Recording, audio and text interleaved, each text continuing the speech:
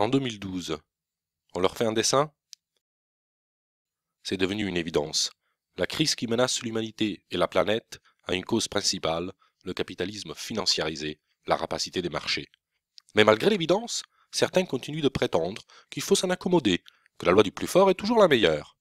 D'autres font semblant de croire qu'on peut moraliser le capitalisme, qu'on peut en somme domestiquer les requins. Pourtant, partout dans le monde, ces solutions libérales ou ces recettes social-démocrates sont un échec.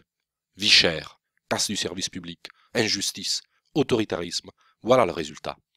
Aujourd'hui, les marchés et les banques se retournent contre les États qui les ont sauvés pour les prendre à la gorge. Ce n'est pas à nous de payer leur crise.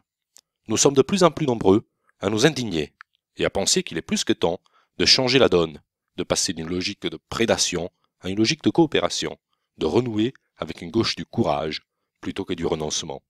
Isolés, nous sommes impuissants, mais ensemble, nous pouvons faire front.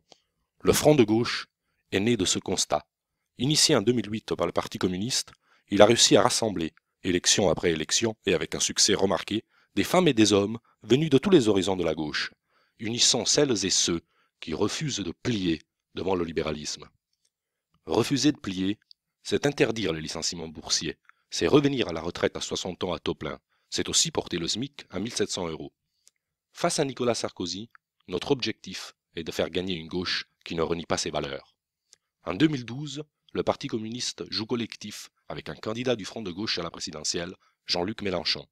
Nous aurons également partout en France des candidats communs aux législatives.